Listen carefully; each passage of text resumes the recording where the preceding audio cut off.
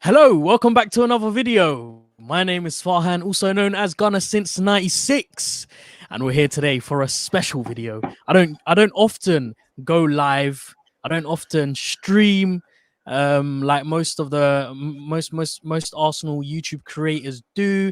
I'm usually the type to just put out a video 10 minutes match day preview. If you haven't checked it out, check out the one that I released yesterday. But today it's North London Derby Day. All right, it's Derby Day, so we're gonna have to do something special, and that's why I got my boy with me, Gooners Souls, and we are going to discuss this game until we go blue in the face. It's a big one. It's a big one. It is the big one. And I couldn't sleep. I was just saying to Souls, I couldn't sleep last night. I woke up this morning. I've got like a weird piercing pain on my right eye. I don't know what it is, whether it's medically related or whether it's because I'm stressing myself out, haven't had any breakfast. But Souls, on the other hand, is looking very, very relaxed. Once again, Souls, thanks for coming on. Really appreciate that. We're supposed to have another guest on, but he hasn't arrived from South Africa. I don't know if he's lost track of his time difference or what it is, but when he comes on, we'll add him onto the stream. But Souls, thanks for coming on, man. How are you feeling today? Oh mate, I'm very confident, and I know that's gonna sound very very bad, but I am so looking forward to this game, man. This is the one game that, you know what, especially with the way they're running their mouth, for a team that's not won anything, for them to run their mouth like they would run North London. We're shit and we still win silverware. We're rebuilding, we still win silverware. They can't do it when their process is complete. They've got Jose Mourinho, as they like to say, Trophy Mourinho. Where's the trophies? You're getting into finals, but you ain't winning them. One of your most successful managers in Pochettino, you gone and sacked him. Because why? He had a bit of a rough patch. Mate, small club mentality, I'm telling you. Absolutely. Yeah, it's funny. It's funny that they seem to get onto us whenever we try and talk about previous trophies, or if it was 5 or 6 years ago, fair enough, let go of the past. But we're the current FA Cup holders, all right? Show a little bit of respect. North London has been tainted with trophies from the red side, nothing from the white side. So look, the purpose of today's stream is to obviously talk about the upcoming fixture. We're going to give our predicted team lineup. So we're going to talk about how how to approach this game in order to win it, and also repercussions. Because when I talk about Arsenal, when I talk about this season specifically, I usually only talk about the mistakes that we've made at the back, giving goals away, red cards, disciplinary issues, etc., etc. And if you take those mistakes away, you take those red cards away and take all of the BS that we've given ourselves, we would be sitting quite high up the table, I think, potentially fifth or sixth, and we'd be talking about a Champions League place. So I think it's really unfair when the fan base go crazy about Arteta in, Arteta out. Like you say, it's a massive process to try and build something completely brand new. This is a new approach. The board have made a decision that they're going to go for Arteta, meaning they are going to start from scratch and they're going to try and build a similar legacy to what Wenger built. And it's a 3 to 5 year game plan. So having said that, the type of form that we go into this game, they're obviously going into this game with better form. In the last few days, they've been scoring a hatful of goals. They've got Harry Kane, Son, and Gareth Bale on top form, Lucas Moura as well. But what about Arsenal? I mean, what kind of confidence do you think Arsenal are going to go into this game? Is it going to be quite cautious, or is it going to be, North London derby, we're better than them, we're up for it? What do you think the mindset of Mikel will be going into this game? I think you know what our biggest advantage is? Mikel knows what the North London derby means. He was an Arsenal player in the past, and I think that will help. And I know people are going to sit there and say he lost his last two, but let's be honest, our squad is nowhere near the level it needs to be. I'm not saying that, they're poor players or anything, but individual errors and mistakes have led to a lot of the goals that we concede. Now, I do think Arteta is starting to get things right, and I do think he's starting to, even his game management is getting better. I'm not agreeing in everything that he's doing, but some of his decisions are now making more sense. They're becoming a bit more logical in the way he wants to approach games. And I think one thing that we do need to do is not concede that early goal, like we have done in the sort of, I think 3 out of the last sort of 5 games or so that we've had, like within the first 5 to 10 minutes, we concede a goal due to our own mistake, not necessarily being absolutely teared apart. It's just them capitalizing on opportunities. And I think our finishing definitely needs to improve because we do create chances. We've created, even in our last sort of 5 to 6 games, we've created like 5, 6 gilt-edged chances per half. And we're scoring 1 or 2 goals, which isn't enough sometimes, especially in a game like this where the margins are so fine. You know, it's those chances that are going to come back to hurt you. So when the approach he'll take, I think, will be very similar to kind of when he plays United. I feel like that's kind of the approach he needs to take as well. I think that's the mentality we need to go in with. Strong, structured, and rigid backline. We need to be disciplined. We need to, because we did make against United, as much as they looked like they could score, we looked like we could score. And it wasn't mistakes. It was just a matter of like good deliveries and just like we did as well to them. And I think if we go into the mindset of, look, we need to win this. And that mentality that we've seen against Leicester, we've seen against Benfica, we've seen against United at Old Trafford. I feel like that's the mentality we absolutely need to go with, because I've always been iffy about our mentality. There's 2-3 games that we can have a strong elite mentality where we look like, yeah, we can beat the world. And then you can have Burnley, where the minute the goal goes in, you know, we drop our heads, we kind of go into our shells. We didn't look like we were going to win that game after we conceded, in my opinion. We created the chances, but it seemed like no one wanted to connect with them. The movement was all wrong. And I think beating a Spurs team, he needs to drill those players. And I think he has done very well recently. It's off-ball movement is the key to beating a team like this, because they will sit back. That, you know, once they, even if they score first, they'll go and sit back. That's a Mourinho side. That's just the way they do things. You need to move, and you need to move as a team and be synchronized with the way you're going to move. And you've got to understand each other. You've got to create spaces for the people on the ball. And I feel like that's the approach. If I was Arteta, or I believe Arteta will take. Absolutely. I think most people also forget that it's not very long ago where Tottenham fans were complaining about the style that Mourinho was implementing, the way that the type of football that they were playing. It's not very long ago where they were battered by Everton in the FA Cup, and I witnessed it firsthand. The inability to play toe to toe, and actually the inability to tactically play a football game. They're top heavy, so they've got great players up front with Kane, Son, and Bale. But everything else, I mean, you might put Lucas Moura in there. I personally wouldn't. But everyone else for me is bang average, and their back four is a liability. They've conceded a hatful of goals. They've scored a lot of goals as well. I think in the last few games they've been pulling out the results. So, you know, going into this game, they will definitely approach this game with a lot more confidence than maybe we will. I think the pressure is off us because we managed to get that result against Olympiacos on Thursday. A very, very convincing 3-1 win. So that's not going to be on their head. So there's no excuse to be going into this game. I talk about Mikel specifically. I don't think he has much excuse to be playing anything more than a strong side, a very, very physically dominant side, because I think it will be a physical game. I think the game will be decided in midfield. And before we move on to, you know, how both of us think Arsenal should approach this game in order to win it, because, you know, I'd take a draw, I would now, but I want to win. I want to beat these guys. Let's talk about the starting 11, and let's give our own starting 11 and who we want to see on the pitch. I'll start with you. We'll do it one section at a time. So we'll start off with the defense, move on to the midfield, and then the attack. Your back four.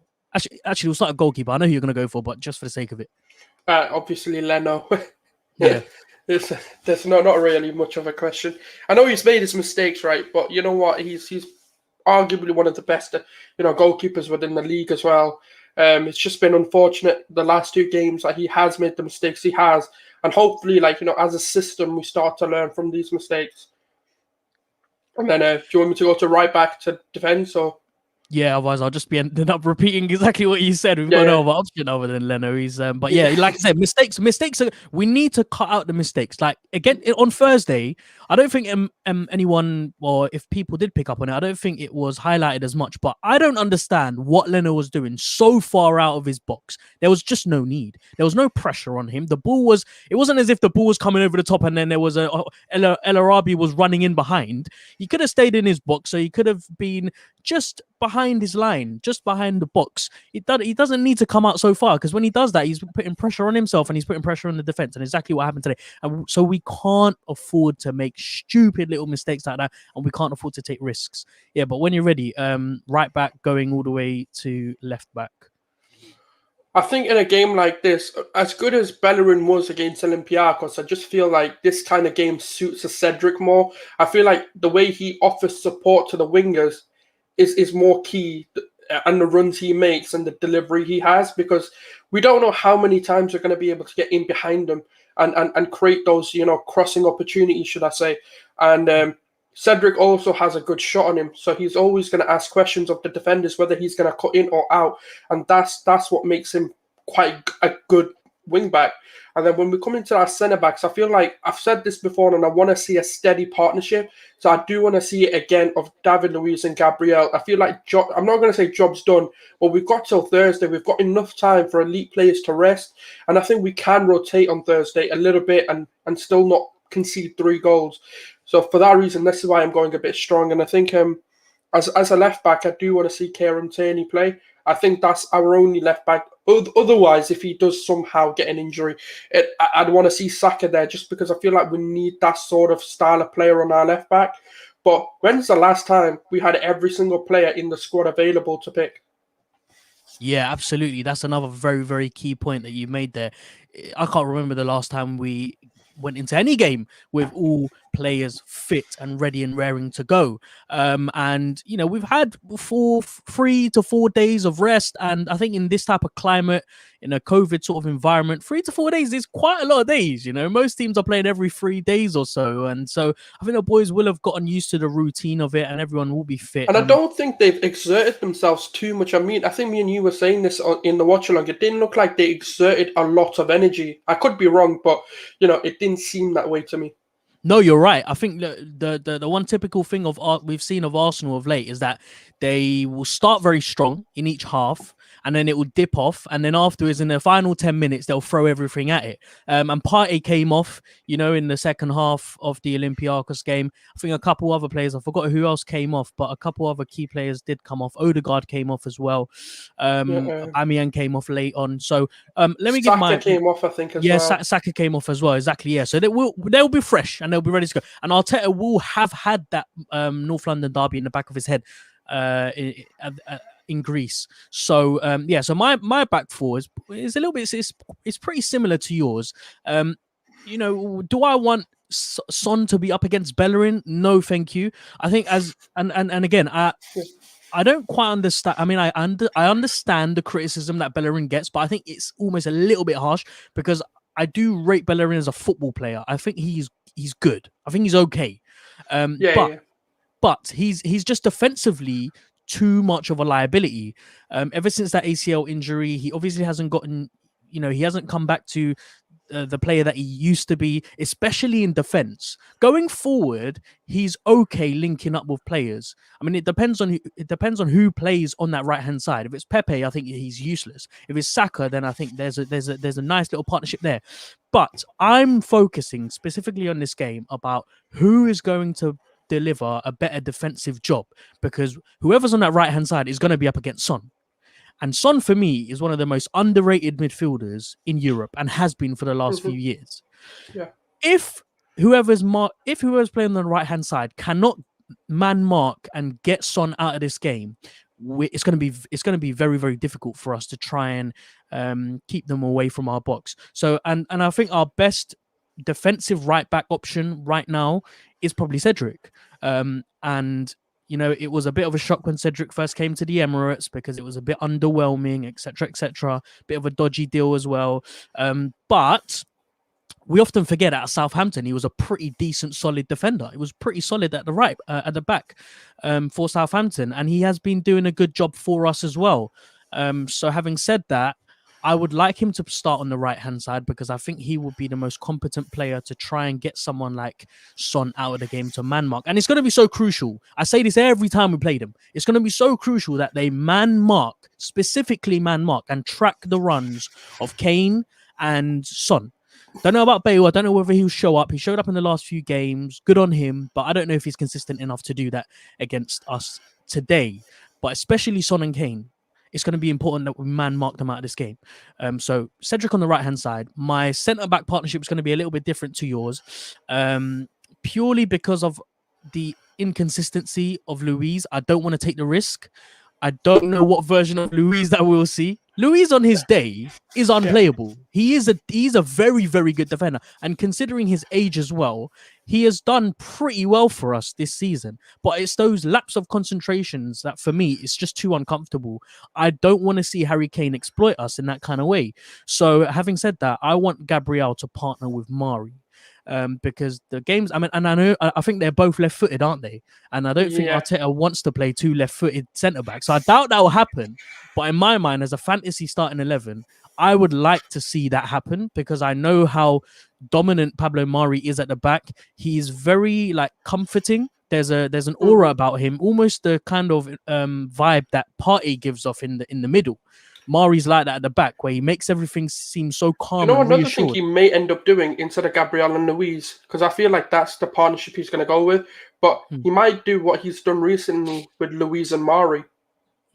Yeah, that's a good point as well. I mean, it works because obviously Mari's played in the Brazilian league, so he will know Portuguese, and the communication will be there. I'm pretty confident, like you say, I'm pretty sure that Luis will start. Whether it's Gabriel, whether it's Mari, who knows? But also, what's happened to Holding as well? Holding was quite consistent until I think he got injured, and then afterwards, Mari stepped in, and so has Luis. But look, personally, I would like to see Luis and Mari play at the Gabriel and Mari play at the back. Gabriel had an incredible game against Olympiacos.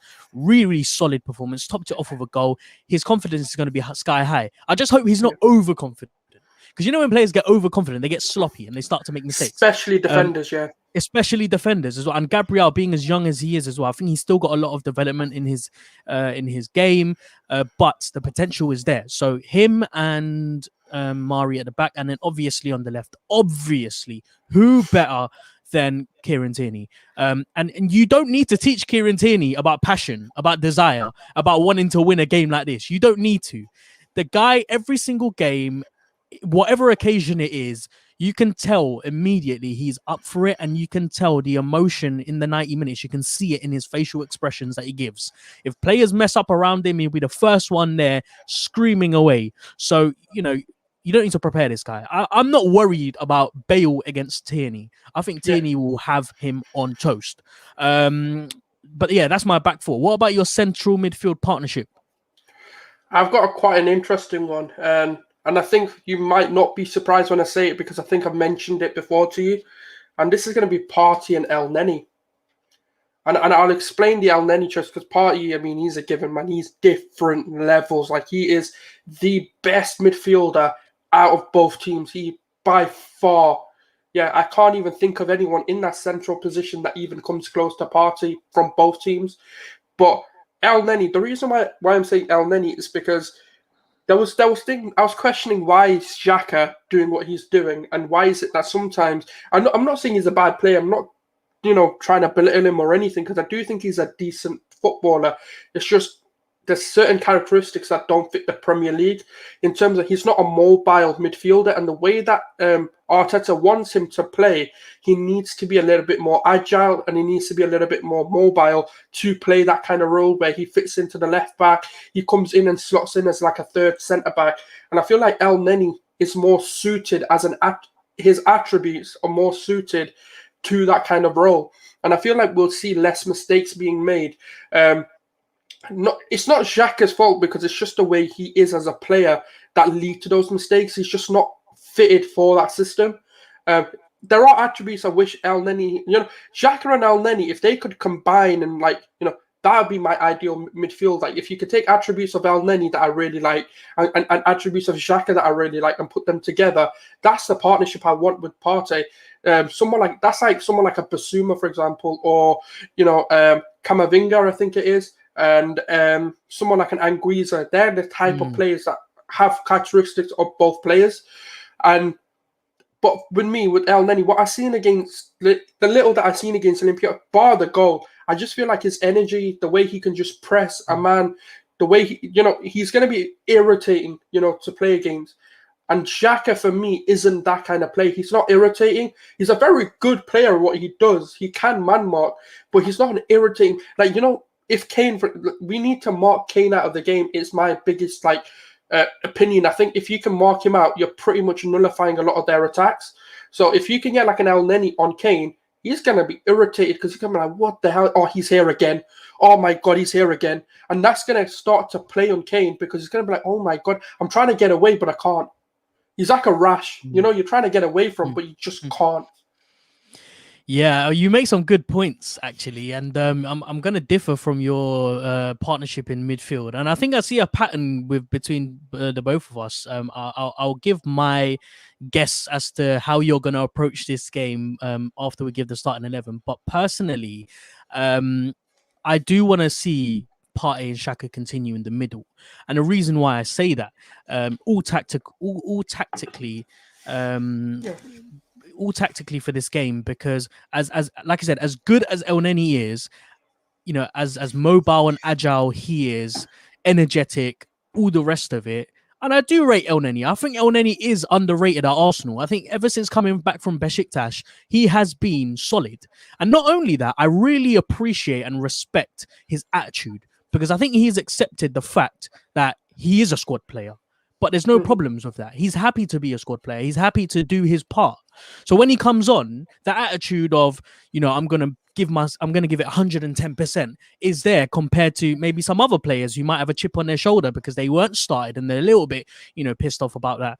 But look, like I said, the reason why I want Xhaka and Partey to start in the middle is purely because I want Arsenal to be structured and defensively set up better. And I think if El Neni plays alongside Partey, El Neni's a little bit more rash, a little bit more, not necessarily sloppy, but he's a little bit more flexible in the sense that he doesn't mind pushing up a little bit.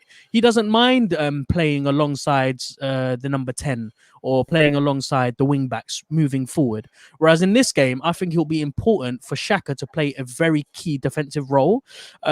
With our centre backs, whoever starts, I think Xhaka will need to sit just in front of them to just add that extra bit of protection, whilst Partey does his business, whatever the hell he does, and anything that every time he touches the ball, it works. So I'm not really going to complain about anything that Partey does.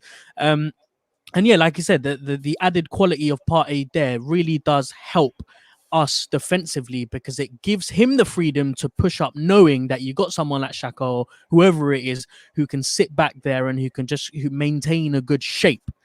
So yeah, for me, I want Partey and Xhaka to sit in central midfield. But what about your front three behind the striker? Number 10 left wing and then right wing. Do you know what, Van? This is one of the best things that we have at this club right now is options. And I know, you know what it is, right? I'm one of those, and I think you are as well, one of those fans that we don't look at the names. We just look at how they play and how they're going to impact the game. Even for me, like what Willian's done recently is you have to credit it. And I don't look at him in a bad way, because he's turned his fortunes around for me anyway. And this is why it's a very, very big struggle. And I keep going back and forth. I think two of the players for me are pretty much certain. It's just whoever's going to play on that left-hand side. Because I think, we've got our Stardust, we've got our Bukayo Saka, mate. And I've said, him and Partey are, for me, one or both of them are going to score today. And I think in the number 10, this is where it's also difficult, because obviously ESR is back, and obviously we've got Martin Odegaard. Now, when I look at this team and I'm looking at, okay, what do we really need in a number 10? Do we need someone that can unlock this defense, or do we need the energy going, from that number 10 position? And for me, I feel like we need someone with a bit of technical flair just because of the other players I'm going to pick. And that's the reason why I've gone with Martin Odegaard. This is not a knock on ESR or anything by any stretch of the imagination. It's just more because I feel like with ESR, he brings the energy, he's got that passion, and he's got an eye for goal as well. But I just feel like there are aspects of his game where we just need to manage better and start to tweak just to get him to be that proper number 10 that we need for the future. So that's why I'm going to go with Odegaard for a game like this. And then this is the hardest position because for me, it's between Willian and Pepe. Now, it's all about how we want to approach this game. Willian is a more tactically reliable player, but Pepe is that element of surprise. That's why my head keeps going back and forth because we know what Saka can offer. We know what Martin Odegaard can offer in my system. And then I want Pepe. And I know that sounds weird because of the rest of my team, but the reason is because I feel like you need a player who's going to do something that no one expects him to do. Like, just take on a player, like what he did against Wolves. Like, that came from nothing.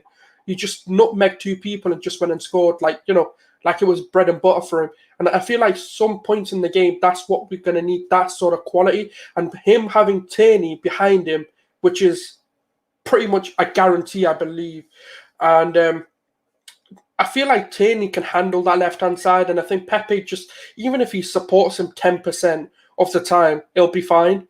Because I think Xhaka will fill in as well. Xhaka goes over to the left-hand side to help and support that side anyway. So that's why I'm not worried about someone who has to track back. So, do you know what? Yeah, like this, it's going to sound mad, but I see like a classic Pepe goal.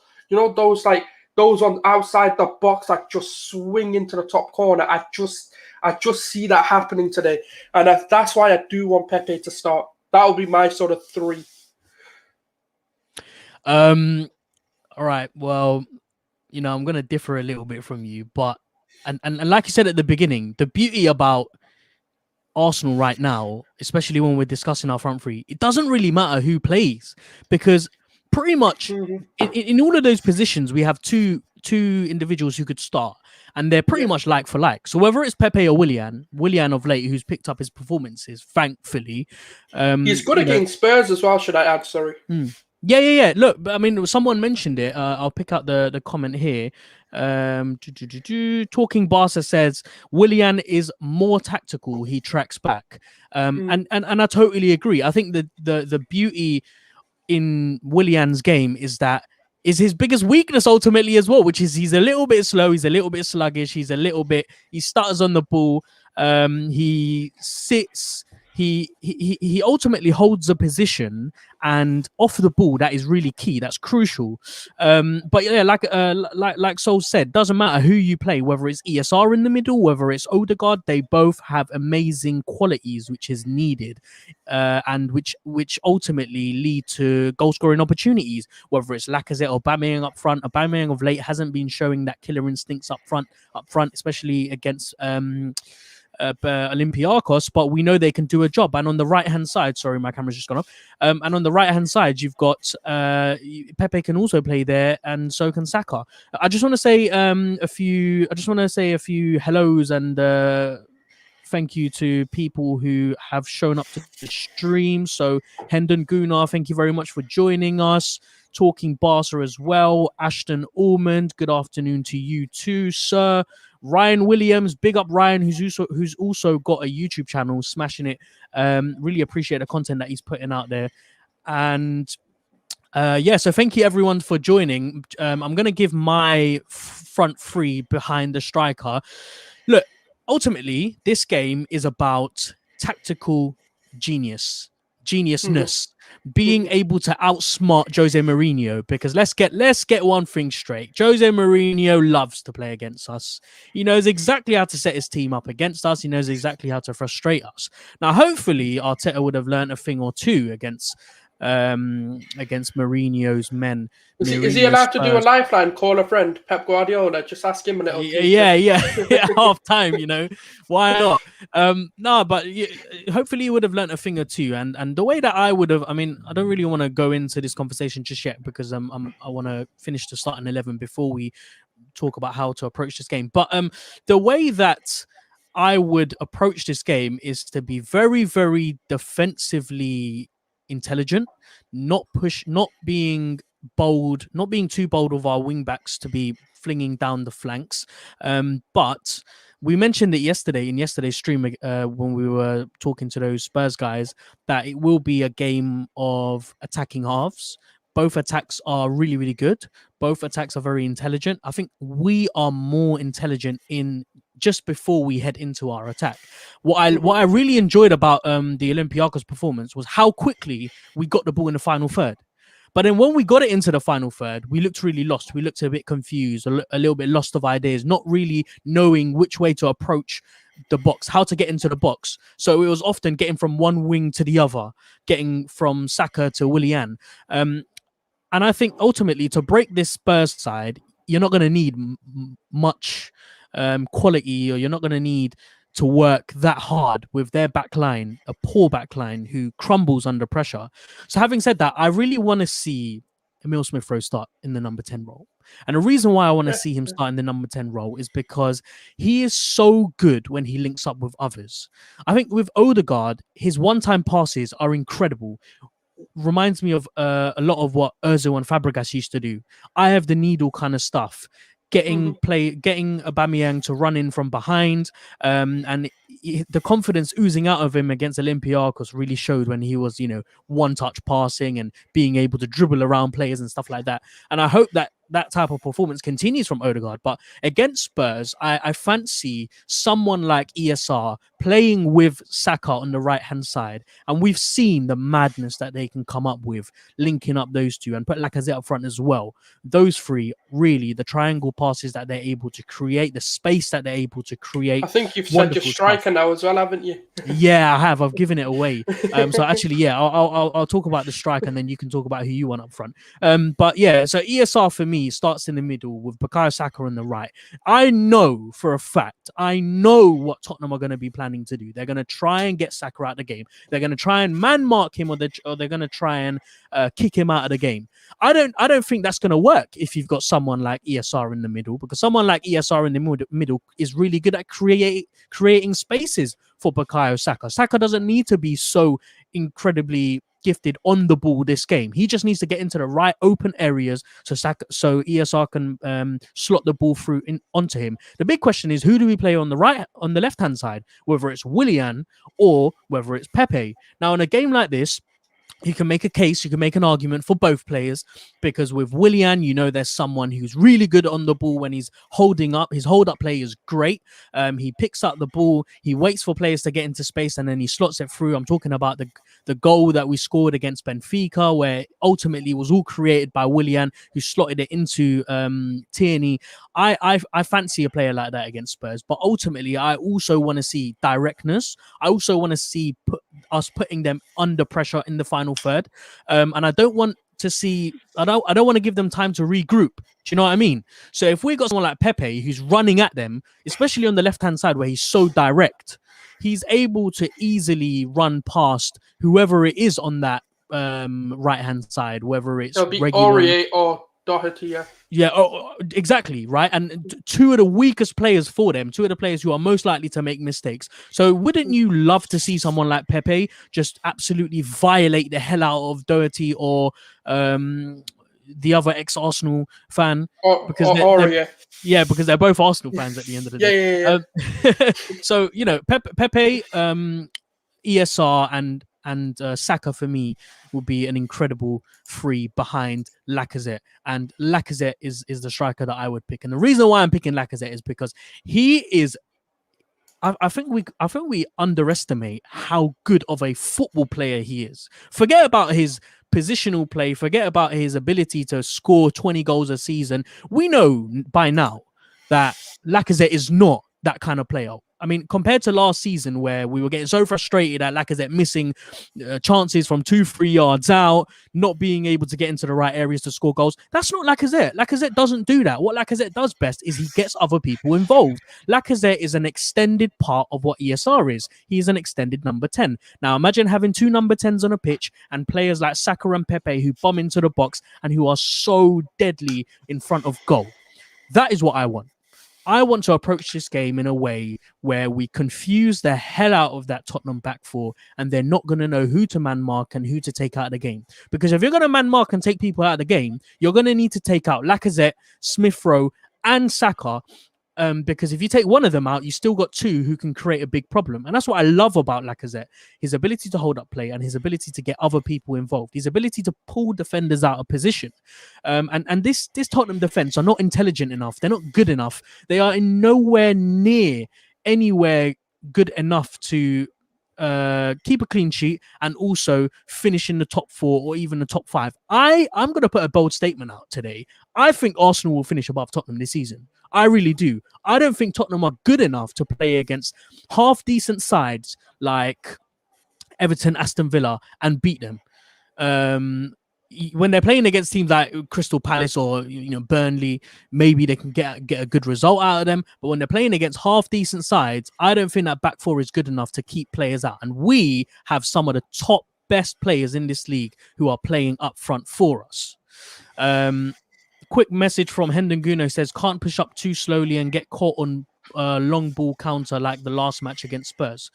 I totally agree with that. I'm gonna talk about how I want Arsenal to approach this game in a little bit, just after Sauls gives his striker option. Who are you playing up front? Is it Aubameyang or Lacazette? It hurts me to say this, right, but it can't be Aubameyang. It can't be, because his mentality of recently, right, has been atrocious. To say it nicely, because you know what it is, right? And I know, like, his mum probably is going through things and stuff, but I've said, you know what, like, now that you've told us this, be man enough to understand that, you know what, if you're not mentally in the game, don't play. Don't, because you know what's going to happen, right? People are then going to just start getting sick of it. They're going to be like, well, yes, you're the one wanting to play. You could just sit it out. You could, and that's the problem, like, he needs to understand that if you're not mentally or physically ready to play the game, don't play. It's as simple as that. But saying that, though, and I think in a game like this, we need a Lacazette. We need someone who, because for me, when I looked at that Olympiacos game, Aubameyang was working harder to get himself out of the game than to put himself in it. He wasn't inserting himself at all. His runs were all wrong. He seemed to just want to be on the opposite side of where the ball is. He was putting himself in between the centre-backs. Like, everything was off. Like, everything was wrong. And what Lacazette does, he's quite smart in what he does. He understands, okay, this isn't working. Let me drop back, or let me go here. Let me go forward. Let me, whatever it may need to do, he'll do it to get himself on the ball and insert himself in a game. And I feel like in a game like this, you can't have passengers. You can't have players who are going to depend on other players that bring them into the game. And unfortunately, that is what Aubameyang is. Now, that's the reason why I think Lacazette in a game like this will, suit the team better, especially with the wingers we chose, especially with the number 10s we chose. If, let's say, Odegaard, all right, without going into how it's going to set up, because we're going to get into that in a minute, but I'll say that's what the reason, and I'll get into the setup, and that'll explain the choices better. Okay, it's good. So now that we've got our starting 11 out of the way, I'll start with you. How are you setting up Arsenal? I want you to talk about how you want them set up in the. Talk us through a mental game. So the first half, how do you want them to set up in the first 10, 15 minutes? When do you want them to mold out of their shape and to attack Spurs? And what do you think is the outcome will be, including, the second half? I know it's a lot, and I know it's a lot of imagination and things that could happen. Hendon Guna makes a good point here. He says that the difference is they have a far more experienced manager. He'll set them up properly. And I totally agree. I think Tottenham will sit back and they will wait for Arsenal to press forward before they try and counterattack. But how do you try and get Tottenham to do exactly the same? Because we'll want them to want to attack us and then hit them on a counterattack. Or do you see another way of Arsenal playing this game to try and win it? Now, it's always a good question. I love talking tactics and I love talking how we can approach games. It's one of my favorite conversations to have. Now, the way that I would do it, the best way to describe it is like, when we've seen prime Barcelona dominate Europe, where they kind of like played out because every team set up, low blocks and, sat back against them. But the way that they dragged them forward was they played out the back, they played slowly, they kind of made the other team come out of their shell and chase the ball. That's what I feel like at least for the first 10 to 15 minutes is the approach we should take. We need to dominate that possession. We need to pass it around because we need to get past that hurdle of conceding a goal early. We need to stop being so rash and trying to win the game in the first 10 minutes. As good as that is when it works, in a game like this, it's probably, in my opinion, one of the worst approaches to take because you need to settle the nerves in the first 10 minutes because it is a nervy game. It's a very big game from the fan base, for the club, everything that it means. It's probably, I've said it and I'll stick to it, it's one of the last traditional derbies left where the fire, where the sort of the fights outside the stadiums, the sort of nerviness going into the stadium, it's still all there. I don't get that from a Manchester derby anymore. I don't get that from a Liverpool United or a Merseyside derby. El Clasico is another one. Celtic Rangers is another one. And it's going to be that. And I know the fans aren't there, but the pressure is still on both ends of the players to perform because this is the game, and I've tweeted this. This is the game you become a hero, and this is the game you become a villain. And it is literally that. Because if you mess up big in a game like this, you're never going to be known the same again because this is that big of a game. And I know people are going to say, oh yeah, it's only Spurs or oh, it's only Arsenal. But for the fan base, it's that big. It's like a cup final. It's like a Champions League final. Like it's that level of magnitude that we go into these games with. So that's why I just want us to settle the nerves, pass it around, get a bit comfortable, find our feet, get used to, all right, it's a North London derby, settling into that game. And then what will inevitably happen is they're going to have to push forward because we're not attacking them. Their game plan is gone in the bin because we've decided not to play into their hands. I do feel like they're going to come out at us because just the way that they've played, they're looking better on the front foot. But the way that they'll structure themselves is they'll always have a back line. They'll always have the sort of the defensive players back, and it's always their four that are attack. And then obviously when they can, the wing backs come and support them. So that's, I feel like, the way they're going to do it. They're going to have their two holdings making a four back, and then they're going to have their wing backs bomb up with the four attacking players to create their attacking line. And it's a very good way to approach the game because that's what we kind of do. And the reason why I had like Partey and El Neni is because I feel like Partey will be that kind of commander like we've seen him do, where he's going to demand the players running, he's going to command the way we move, and he's going to be instructing and being instrumental in the movement of the players. And then what we can then do is push El Neni further forward. We can have him press higher up the pitch because one of the things that they're going to do, they're going to want to try and attack quick. But what we need to do is nullify that. The way we do that is press them higher. Yeah. And that's the way we stop them from doing long balls. We need a player there. That's why, when you said ESR, I just don't know how fit he is. Hence why I didn't want to pick him because we need someone that's going to constantly press. And Odegaard does bring that. He brings that hard work, just like ESR does as well. That's the reason I've got them two because I need a dynamic midfield to help approach this game. So it's always going to be difficult. And then what I want us to do within like sort of the 15th, 20th minute is come out of our shells a little bit and then hit them. Because what I want to do is hit them with the element of surprise in the game. I want us to do things that we don't normally do, which is we start games quick. That's what leads to us conceding goals. I want us to start slow. And I know that sounds mad because we should be starting quick. But no, I want us to start slower. And I want us to dominate the game, approach the game with a better mindset, and then hit them. Because what happens is, just like our defense, we fall asleep. I think that's what's going to happen to them. When they're not getting much action against them, they're going to start to become lapsadaisical. Their concentration levels are going to be a little bit all over the place. And when you hit them like that with players like Pepe, Saka, even Lacazette and Odegaard overlapping Lacazette and going a bit forward, or even ESR if he does that, that's what's going to break them because that's the one thing we didn't do in the first game. And I'm looking at a lot of the first game saying we kind of went for them, which kind of just played into their hands so much. Because the reason why I want to start slower as well is because I don't know how they'll approach the game either. Because there's an element of a factor they could come for us because they're confident on the front foot now. So they could do that, or Mourinho could be Mourinho and go and sort of play this defensive game. So that's the reason why I want us to start slower, just so we don't get caught out. And I want us to catch them out. So that's sort of the approach I'd take. That's very, very, very interesting.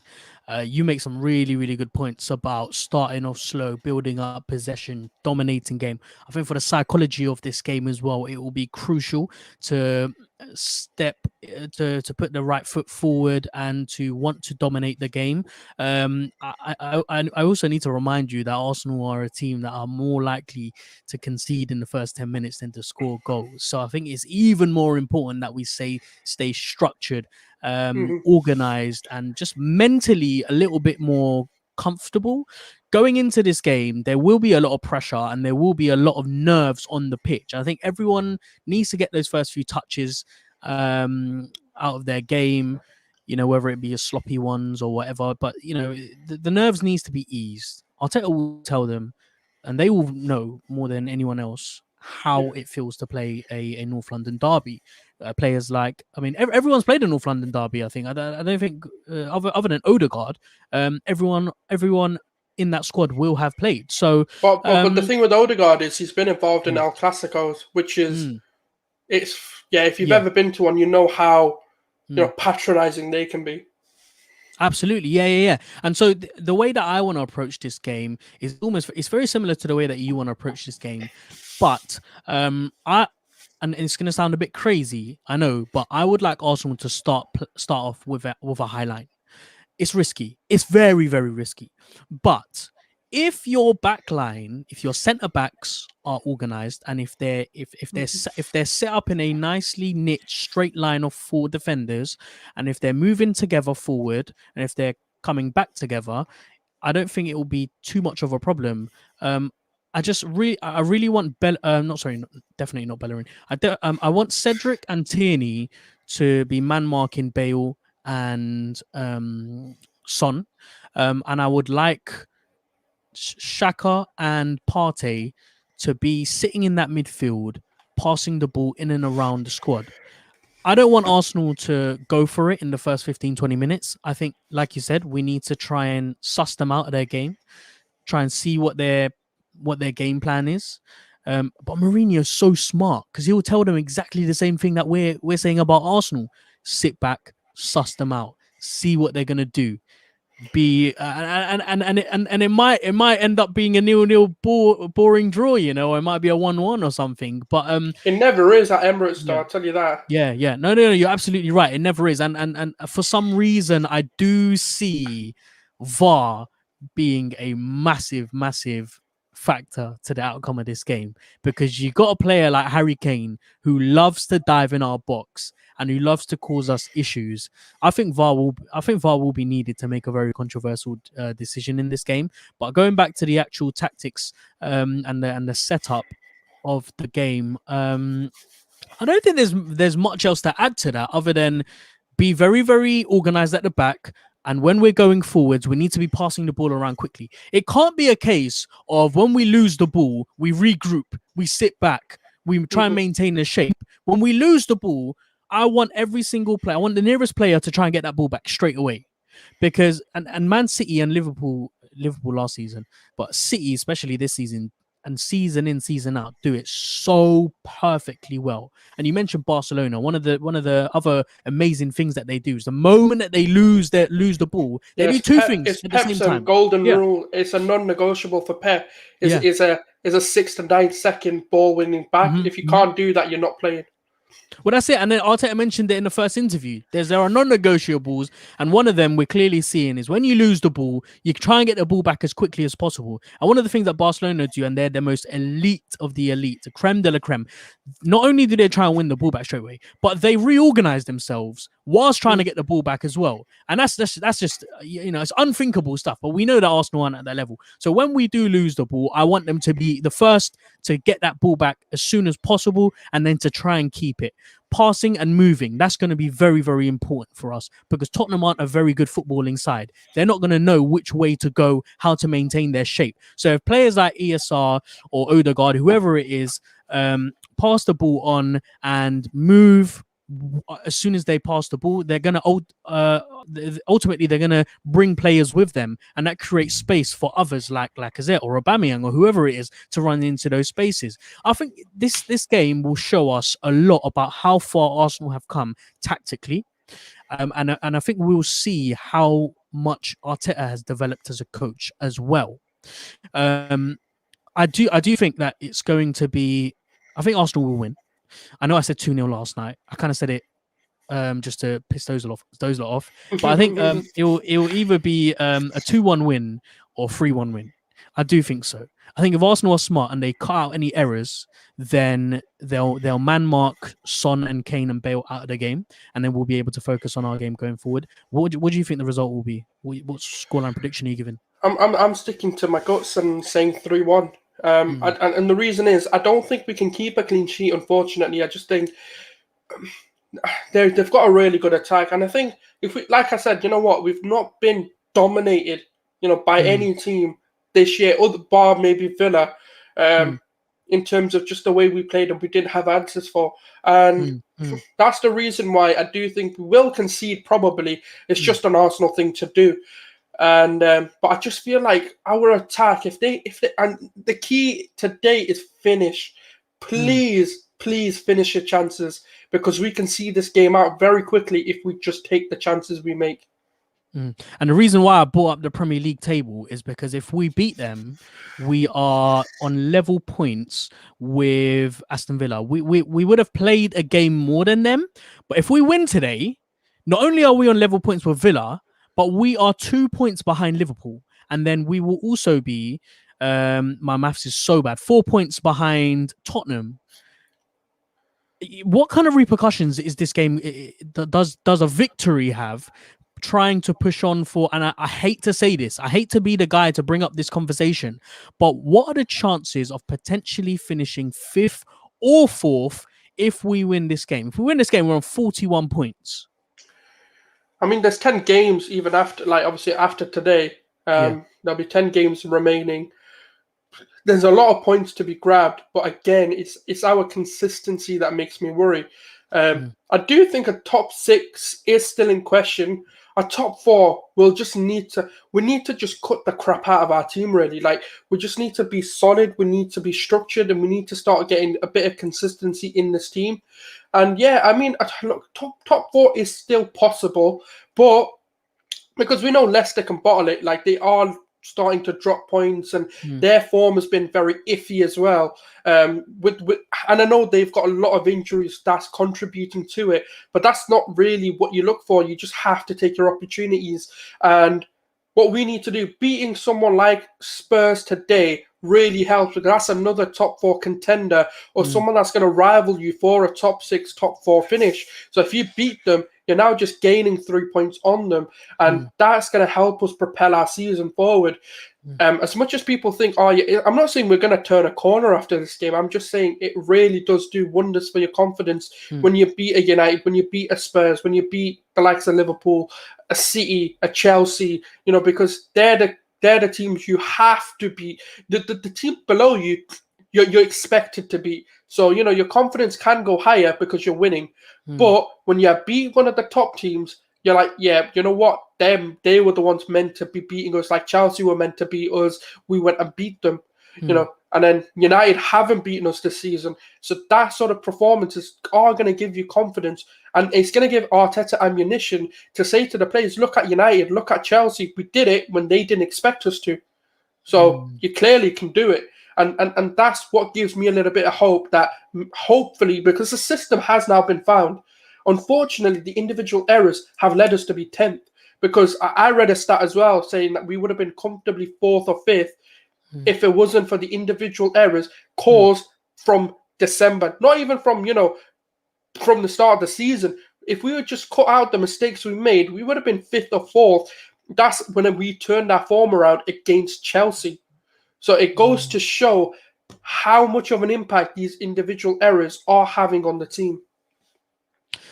Yeah, man. And look, when you look at the league table, there was once upon a time where, teams behind us or teams ahead of us had 2 or 3 games in hand. Chelsea have Yeah. played 29 games. We've played 27. We got 2 games in hand of them. We got a game in hand of on Liverpool, Everton.